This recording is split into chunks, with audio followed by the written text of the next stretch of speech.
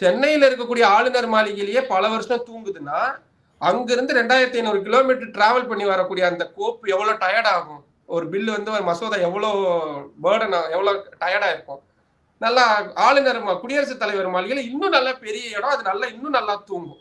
அப்போ குடியரசுத் தலைவரும் அதன் மீது எந்த நடவடிக்கை எடுக்காம போடுவார். அப்ப நீங்க நிறைய பேர் கேள்வி அப்பெல்லாம் போட மாட்டாங்க, குடியரசுத் தலைவர் இப்படி ஏன் போட போறாங்க அப்படின்னு. நம்ம நீட் மசோதாவை தமிழ்நாடு சட்டமன்றத்தில் நிறைவேற்றி தமிழ்நாடு ஆளுநருக்கு அனுப்பி வச்சிருந்தோம்.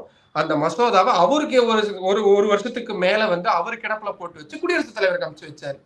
குடியரசுத் தலைவர் மாளிகையில் அந்த மசோதா 1440 நாட்கள் சும்மா பெண்டிங்ல கிடக்குது. குடியரசுத் தலைவர் அதன் மீது எந்த முடிவும் எடுக்கல. சுப்ரீம் கோர்ட்ல இப்ப ரீசெண்டா தமிழ்நாடு கவர்மெண்ட் அதுக்கு எகெயின்ஸ்டாவும் ஒரு கேஸ் ஃபைல் பண்ணிருக்காங்க. இப்போ சுப்ரீம் கோர்ட் என்ன சொல்லிட்டாங்க, குடியரசுத் தலைவரோ ஆளுநரோ ஒரு மசோதா மேல ரொம்ப நாளைக்கு சும்மா வெறுமனே உட்கார்ந்து இருக்க கூடாதுன்னு சொல்லிட்டாங்களா.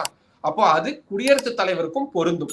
அப்ப குடியரசுத் தலைவர் அதன் மீது ஏதாவது ஒரு முடிவு எடுக்கணும். ஒண்ணு அவர் திருப்பி அனுப்பணும், இல்லாட்டி நிராகரிக்கணும், இல்லாட்டி நான் ஏத்துக்கிறேன்னு சொல்லணும். சும்மா உட்கார்ந்து இருக்க முடியாது.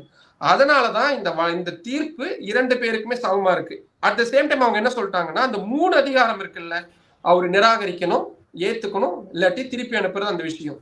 அதுல எதை சூஸ் பண்ணணும் அப்படின்றது ஆளுநருடைய அதிகாரம். இப்ப அரசு என்ன கேட்பாங்க, நாங்க அனுப்பக்கூடிய எல்லா மசோதாவுக்கும் ஆளுநர் ஒப்புதல் அளிச்சே தீரணும்னு சொல்லுவாங்க.